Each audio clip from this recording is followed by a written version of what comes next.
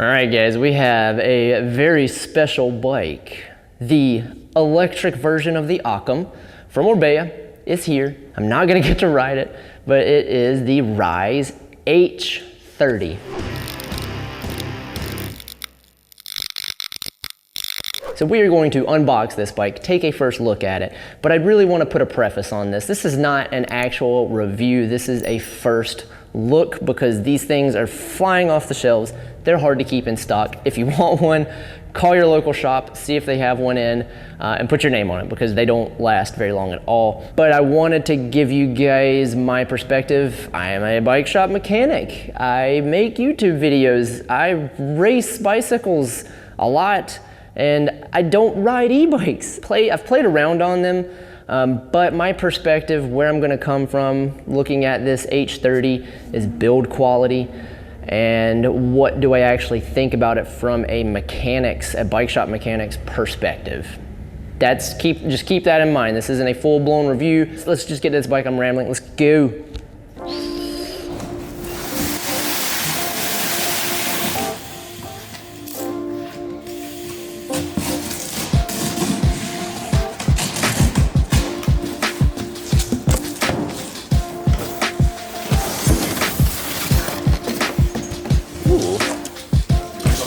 This is a good looking color.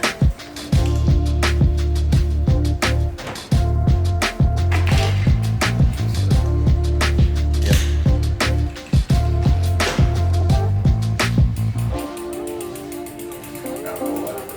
So here it is, the beautiful Orbea Rise H30. The first aluminum Orbea Rise that I have laid my hands on, and it is a beautiful bicycle. For all intents and purposes, the best way I can describe this thing is the Occam with a motor. Orbea basically took everything that they could from the high-end Rise, which is one of the lightest e-bikes on the market, and made it more affordable. There is some compromises, but let's just go over the specs first. Then we'll get to the weight, then we'll get to kind of my first impressions on this puppy. The frame is of course aluminum. It has 140 millimeters of travel and it has a Fox Float DPS Performance 3-position Evol. The fork is a Marzocchi Bomber Z2 140 of course. If you don't really know much about Marzocchi, for all intents and purposes, it is a more entry-level Fox suspension. This is important because Marzocchi was purchased by Fox to be Fox's more entry-level fork. And I literally just overhauled one of these forks last week, and you order the seals from Fox. The internals are identical to like the performance line that was a few years ago coming on some OEM bicycles. Fox essentially wanted to get Marzocchi to that kind of price point and leave the Fox name for like the higher end stuff. So this is a good fork. The crank is an E13, handlebar stem, all those little goody bits, those are all just OEM parts. The shifter is a Dior shifter, and the rear derailleur is SLX, so that's nice. It is coming with 180 rotors front and rear, which is decent. And then the brakes are just some Shimano entry-level brakes. This is one downfall of this bicycle. It is coming with 2-piston brakes. I really believe if you're gonna ride this bike anywhere other than your local XC trails, you're gonna want 4-piston brakes on this thing, especially with the weight of this bike. And the wheels are race face AR30s. The width is good, 30C is good width. They're not a extremely light wheel set, but they're not heavy. They are a decent wheel set, especially for the price point of this guy. Speaking of, the price point is a whopping $56.99, which isn't bad for what you get, if I'm being honest. Then the motor is the Shimano EP8-RS. RS stands for Rider Synergy. Basically, this bike was designed to be a bicycle first, e-bike second. And that's kind of where this Rider Synergy comes into play, which we'll talk about in a little bit. The battery is a 540 watt-hour battery, which is actually bigger than what some of the carbon models are coming with. I believe they are doing this because of the increased weight. And if you don't understand the whole watt-hour thing, the easiest way I can explain it, basically the watt-hours of an e-bike is that e-bike's FTP. Now, if you don't know what an FTP is, that is your functional threshold power. If you hear any like pros or anybody that's really into training for events. Everybody trains by power. That is the most efficient way. So what that means, if you talk about an FTP, your functional threshold power, that is how many watts you can put out for 1 hour before your body just shuts down. It should be realistically the maximum number of watts, and then right at an hour, like you're done, you're cooked. That's all you can put out.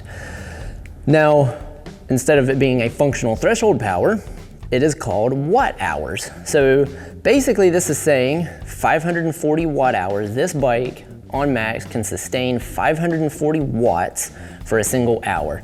So that puts it into perspective how long this battery will last, because 540 watts for an hour, if you think about it in terms of an FTP, that's a freaking lot. And these bikes are only pedal assist. That means that you have to be pedaling, you have to at least be helping a little bit for this thing to propel, to be used. And you can also set it in something like eco mode.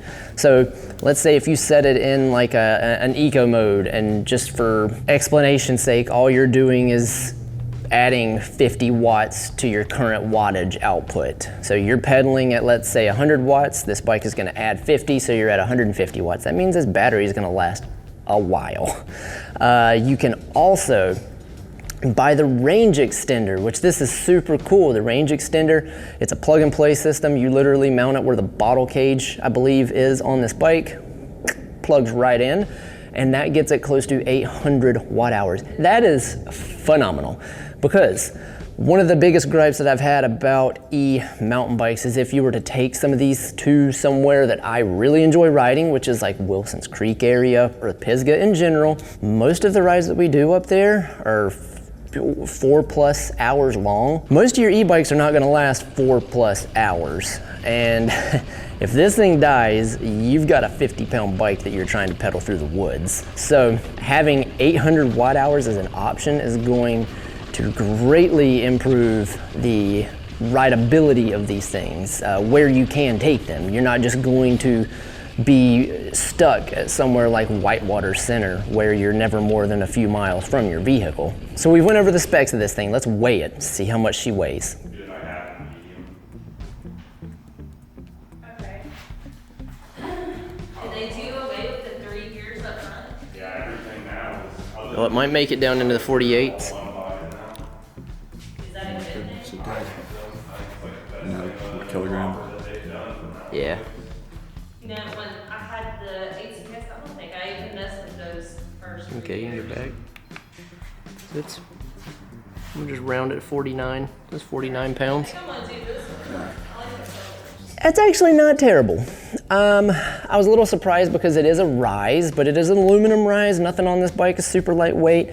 The carbon version of this puppy here was close to 40 pounds-ish, depending on the model that you got, which is phenomenal. This one being like 50 pounds. I went back and compared it to like the Trance X, which is about the same suspension. That's from Giant, that's their e-bike. That bike actually weighs a little bit more than this one. So I keep having to put stuff into perspective because, again, I reiterate, I am not an mountain biker. I think they 100% have their place. But if I was going to get an e-bike, I love you, Giant.